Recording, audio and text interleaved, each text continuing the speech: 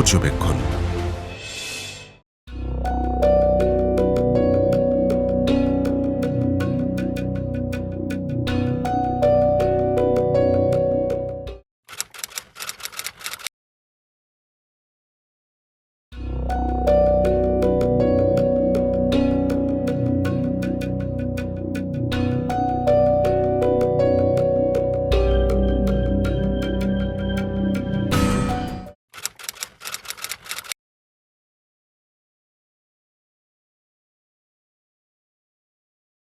কিছু কিছু ক্রাইম সবসময় বেশি থাকে সবসময়, এবং এগুলো সবসময় সংগঠিত হচ্ছে।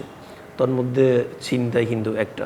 আপনি কখনো দেখবেন না মানুষ কখনো ক্ষুধার জন্য ছিনতাই করে না, দেখবেন সে মাদকের টাকার জন্য কিন্তু সে ছিনতাইগুলো করে। সো এই জন্যই আমাদের সবচেয়ে বড় সমস্যা হচ্ছে মাদক সমস্যা। যেমন আপনি যদি একটু অ্যানালাইজ করেন, একটা সময় আমাদের শুধুমাত্র শহরকেন্দ্রিক মাদকগুলো ছিল, এখন শহর থেকে গ্রামে পর্যন্ত মাদকগুলো ছড়াই গেছে। সেই মাদকের এত পরিমাণ অ্যাভেলেবিলিটি হয়ে গেছে, সেই মাদকগুলোর যখন কারো নেশা আসে তখন সেই মাদকের টাকাটা জোগাড় করার জন্য কিন্তু এই একটা বিশাল একটা অংশ আছে যারা হচ্ছে এই সমস্ত চিন্তায় এসে তাদের ইনভলভমেন্ট। এখন কথা হচ্ছে তারা ওই পর্যন্ত কীভাবে যাচ্ছে। হ্যাঁ, আপনি দেখবেন যে তাদেরকে অনেক সময় একটা গ্রুপস থাকে যাদেরকে আমরা অনেক সময় বলি যে তারা পলিটিক্যাল একটা ব্যাক্ট পায়, পলিটিক্যাল একটা ইনফ্লুয়েন্স পায়।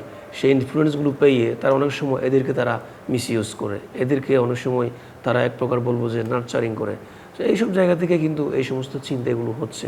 এবং আপনি দেখবেন সেই চিন্তায়ের ঘটনা যেহেতু ঘটতেছে, আমরা কিন্তু সেরকম তাদেরকে বিচারগুলো করতে পারতেছি না, বা তাদেরকে আমরা কিন্তু সেভাবে প্রিজনে আমরা নিয়ে যেতে পারতেছি না। কারণ এত বেশি চিন্তাই করতেছে, এত বেশি চিন্তাই হচ্ছে, তাদেরকে যে আপনি অ্যারেস্ট করে নিয়ে যাবেন এবং সেভাবে যদি পানিশমেন্ট দিবেন, সেই আমাদের পুলিশ এবং আমাদের জুডিশিয়ারির মধ্যে একটা কোঅর্ডিনেশন দরকার, সেটা কিন্তু একদম নাই।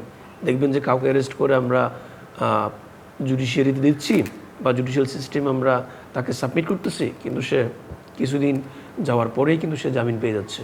তার মানে সে যখন জামিনটা পায় তখন কিন্তু সে আরও বেশি অ্যাগ্রেসিভ এবং আরও বেশি কনফিডেন্ট হয়ে যায় যে প্রিভিয়াস ক্রাইমটা আবার করার জন্য। তাহলে এভাবেই কিন্তু অনেক অপরাধী দেখবেন ফার্স্ট টাইম অফেন্ডার থেকে তারা আস্তে আস্তে হ্যাবিচুয়াল অফেন্ডার দিকে তারা ধাবিত হচ্ছে। আমরা যদি মোট কথায় বলি কেন হচ্ছে, তার সবচেয়ে বড় কারণ হচ্ছে একটা মাদকের একটা অপব্যবহার, এবং তাদেরকে অনেক সময় পলিটিক্যালি মিসইউজ করা হচ্ছে। এবং আমাদের বিশাল একটা জনগোষ্ঠী আছে যারা এখনও আউট অফ দ্য এমপ্লয়মেন্ট, যাদের নির্দিষ্ট কোনো চাকরি নাই। এবং আমাদের এই আরবানাইজেশন এবং ইন্ডাস্ট্রিয়ালাইজেশনের ইমার্জেন্সির কারণে অনেক মানুষ ঢাকামুখী হয়ে গেছে, যার ফলশ্রুতিতে তারা ঢাকামুখী হয়েছে, কিন্তু ঢাকাতে বসবাস করার মতো, ঢাকাতে টিকে থাকার মতো তাদের সেই মেটেরিয়ালস কিন্তু নাই, যার ফলশ্রুতিতে তারা ওই দিকে ধাবিত হচ্ছে।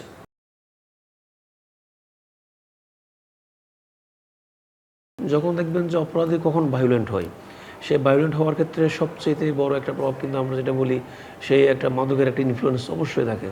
কারণ যখন আপনি মাদকের সাথে সংশ্লিষ্টতা থাকবে, তখন কিন্তু তার ব্রেন কিন্তু প্রপারলি এখানে ফাংশন করবে না, তার মধ্যে যে একটা হিউম্যানিটি সেটা কিন্তু প্রপারলি কাজ করবে না, এবং তার মধ্যে যে মানুষের প্রতি একটা জেনারসিটি থাকার কথা সেটি কিন্তু কোনো কাজ করবে না। আপনি দেখেন যারা আজকে বড় বড় অপরাধগুলো সংগঠিত করতেছে, বিশেষ করে হার্ট থেকে শুরু করে গ্রিভাস হার্ট, হোমিসাইড, প্রত্যেকটা অপরাধের ক্ষেত্রে আপনি দেখবেন যারা সবচেয়ে বেশি ক্রুয়েল হয় তারা দেখবেন হয় মাদকের ব্যবসা করে, অথবা তারা মাদক নেই।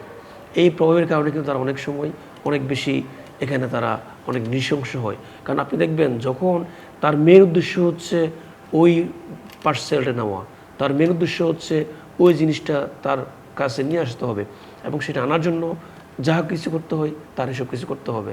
এবং তাদেরকে যারা পরিচালিত করে হয় তাদেরকে এমনভাবে ট্রেন আপ করা হয়, তাদেরকে এমনভাবে বলা হয় যাতে করে জিনিসটা এখানে মুখ্য, এখানে যার কাছ থেকে নিবে তার ক্ষতি বা সোসাইটাল ইম্প্যাক্ট এগুলো কিন্তু তার কাছে এখানে মুখ্য না। সো ওভারঅল যেটা বলবো, এটা সম্পূর্ণ একটা ইনফ্লুয়েন্স অফ দ্য অ্যাডিকশন আমরা বলবো, এবং এই জায়গা থেকে তারা অনেক বেশি ক্রুয়েল হচ্ছে। এবং আবার আপনি দেখবেন একটা ছেলে যখন বড় হয়, এখানে একটা সাইকোলজিক্যাল একটা ইম্প্যাক্ট থেকে থাকে।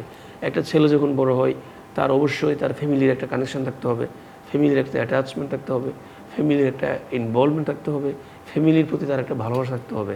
এখন আপনি দেখতে পাচ্ছেন অসংখ্য শিশু বেড়ে উঠতেছে সেই ফ্যামিলির কোনো প্রভাব ছাড়াই, যার কারণে তার মধ্যে যেই পরিমাণ একটা হিউম্যানিটি কাজ করার কথা, একটা জেনারসিটি কাজ করার কথা, সেটা কিন্তু কি সেটা বেড়ে উঠতেছে না, এবং সেটা বেড়ে না ওঠার কারণে যে তার মধ্যে যে মানবিকতা থাকার কথা সেটা এখানে সম্পূর্ণ অ্যাবসেন্স হচ্ছে। মানবিকতা এটা তার কাছে তুচ্ছ, কারণ সে যে পরিমাণ লাইফ স্ট্রাগল করতেছে এবং সে তার দৈনন্দিন জীবন নির্বাহ করার জন্য সে যে পরিমাণ সংগ্রাম করতেছে, সেই সংগ্রামের কাছে এগুলো কিন্তু মুখ্য না। এজন্যই সে নিজেকে সামনের দিকে নিয়ে যাওয়ার জন্য, নিজের ক্ষুধা নিবারণ করার জন্য, নিজের যে এডিকশন সেটা ফুলফিল করার জন্য সে যে কোনো কিছু করতে পারে। সে 5 টাকার জন্য মানুষকে পর্যন্ত মেরে ফেলতে পারে। সেই জন্যই এখানে সম্পূর্ণ একটা বিভিন্ন বিষয়ের, বিভিন্ন ম্যাটেরিয়ালসের একটা ইনফ্লুয়েন্স আছে। সেটা হতে পারে মাদক, সেটা হতে পারে আপনার ক্ষুধা, সেটা হতে পারে যারা ক্রিমিনাল গ্রুপস তাদের একটা এখানে মোটিভেশন। এই সমস্ত একটা কালেকটিভ অ্যাপ্রোচের কারণে কিন্তু এই সমস্যাগুলো অনেক বেশি বেড়ে যাচ্ছে।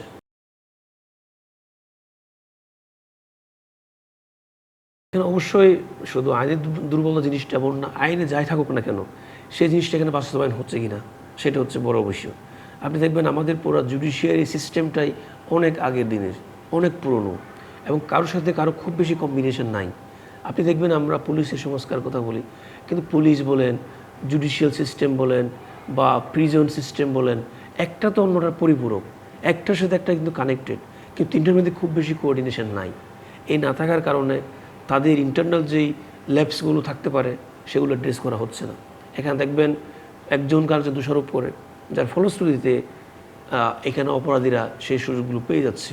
মনে করেন কেউ একজন অ্যারেস্ট হলো, সে অ্যারেস্ট হওয়ার পরে তাকে আমরা কি করব, তাকে আমরা জুডিশিয়ারিতে সাবমিট করব, এরপর সে কারাগারে গেল বা গেল না, কিন্তু দেখা যাচ্ছে সে যেই অপরাধী হোক না কেন সে কিছু দিন পার করার পরে সে জামিন পেয়ে যাচ্ছে।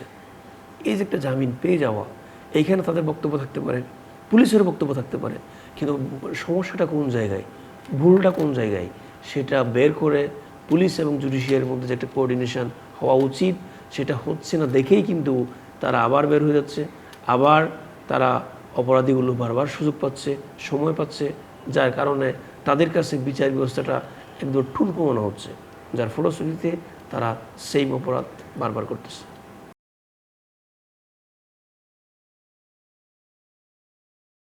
এখানে পুলিশের সবচেয়ে বড় কাজ হচ্ছে অপরাধ নিয়ন্ত্রণ করা, অপরাধ নিবারণ করা। হ্যাঁ, কিন্তু এখন কেন হচ্ছে না? শুধু আমি সিসি ক্যামেরা বসাইলেই যে অপরাধ কমে যাবে জিনিসটা এমন না। এটা অপরাধীরাও জানে, শুধুমাত্র ইটসেলফ সিসি ক্যামেরা দিয়ে আপনি কখনো কোনো কিছু নিয়ন্ত্রণ করতে পারবেন না। এজন্যই যেটা বললাম, যেখানে এখানকার আমাদের যে সমস্যা সেই সমস্যাগুলো নলেজে রেখে আপনাকে জোন ভিত্তিক কর্মপরিকল্পনা তৈরি করতে হবে। কারণ আপনি দেখবেন যে সব থানায় সমানভাবে অপরাধ হয় না, এক এক থানায় এক এক ধরনের অপরাধ হয়, এবং যেই থানায় দেখবেন যে যেই অপরাধ সেই অপরাধ অ্যাড্রেস করার জন্য সেই লোকবল আপনার আছে কিনা সেটা আপনাকে দেখতে হবে। কারণ অবশ্যই মোহাম্মদপুর থানায় যে অপরাধগুলো সংঘটিত হয় অবশ্যই গুলশান থানায় সেই অপরাধগুলো সংঘটিত হয় না, শাহবাগ থানায় যে অপরাধগুলো সংঘটিত হয় অবশ্যই সেই অপরাধগুলো আপনি মিরপুর থানায় হয় না। এজন্যই আপনি দেখবেন স্থানভেদে অপরাধের তারতম্য আছে, অপরাধীদের সংখ্যার একটা তারতম্য আছে। এটা নলেজে রেখে কিন্তু আমাদের জিনিসটা সেভাবে সেট আপ করতে হবে। যারা যে বিষয়ে এক্সপার্ট সেখানে তাদেরকে এখানে সাইন করতে হবে, যাদের মূল উদ্দেশ্য থাকবে এই অপরাধগুলো নিয়ন্ত্রণ করা।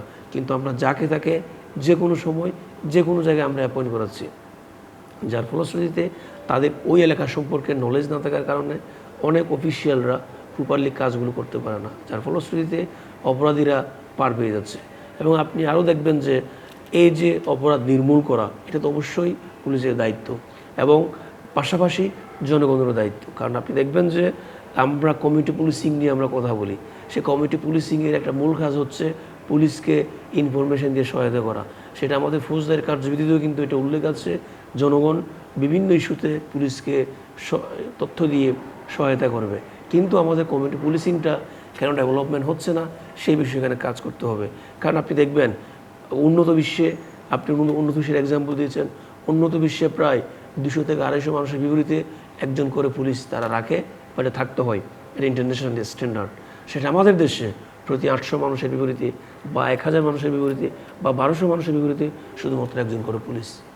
আপনি এত বড় জনবল নিয়ে, এত বড় জনবহুল দেশে এত কম সংখ্যক পুলিশ নিয়ে আপনি একটা অপরাধ নিয়ন্ত্রণ করতে পারবেন, এটা কিন্তু আমরা বিশ্বাস করি না। যদি আপনি আসলেই করতে চান তাহলে এসব বিষয়গুলো অ্যাড্রেস করতে হবে, তাদের ম্যান পাওয়ার বাড়াতে হবে, কমিউনিটি পিপল পুলিশদের একটা যে রিলেশন সেটা ডেভেলপমেন্ট করতে হবে। এবং এখন যে একটা ট্রাস্ট কমে গেছে পুলিশের প্রতি মানুষের, সেই ট্রাস্টটা কেন কমে গেছে, সেটা কী কাজ করলে ডেভেলপমেন্ট করা যায়, প্রত্যেকটা বিষয় নিয়ে আমাদের ভাবতে হবে।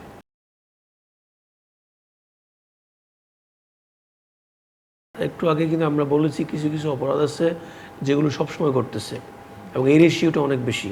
সেখানে চুরি থাকতে পারে, ছিনতাই থাকতে পারে, দস্যুতা থাকতে পারে, মাদক থাকতে পারে, এবং এই কয়েকটা অপরাধ দেখবেন সবসময় সংঘটিত হচ্ছে এবং এটার পার্সেন্টেজ দিন দিন বাড়তেছে। তার মানে এটা কেন বাড়তেছে? কারণ যারা অপরাধী তারা পানিশমেন্ট পাচ্ছে না। আমরা একটা শব্দ বলি যেটা ট্রুথ ইন সেন্টেন্সিং, TIS। সেই TIS-এর মূল কাজ হচ্ছে যেসব অপরাধী অপরাধ প্রমাণিত হবে তার 80% তার সাজা ভোগ করতে হবে। কিন্তু আপনি দেখতে পাচ্ছেন সে 80% না, 20% সে সাজাগুলো ভোগ করতেছে না। তার মানে কেন হচ্ছে? তার মানে আমাদের অনেক আইনে জটিলতা আছে, সেসব ফাঁকফোকর দিয়ে তারা পার পেয়ে যাচ্ছে। এজন্য আমাদের পরামর্শ থাকবে যেসব অপরাধ বারবার ঘটতেছে সেসব অপরাধ কত দ্রুত নিষ্পত্তি করা যায় সেসব বিষয়ে কাজ করতে হবে। সেসব নিষ্পত্তি করার জন্য প্রয়োজন আলাদা সেল গঠন করা যায়, যেখানে আমার জেনুইন প্রমাণ থাকবে, সেখানে আমরা দ্রুত এই বিচার ব্যবস্থা শেষ করার জন্য আমাদের উদ্যোগী হতে হবে। আমাদের ফর্মাল জাস্টিসটাকে ফলো করতে গিয়ে আমরা অনেক সময় অপরাধীদেরকে আমরা স্পেস দিয়ে দিচ্ছি।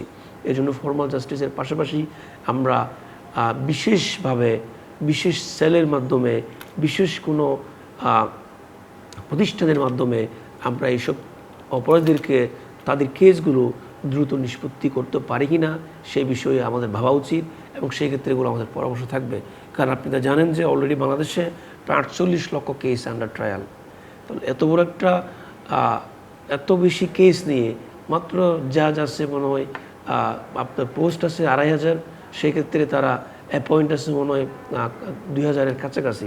তাহলে এত বিশাল সংখ্যক মামলা নিয়ে এত কম সংখ্যক আপনি জুডিশিয়াল পার্সোনাল নিয়ে কখনো এত কেসগুলো আপনি কখনো ডিল করতে পারবেন না, এটা সম্ভব না।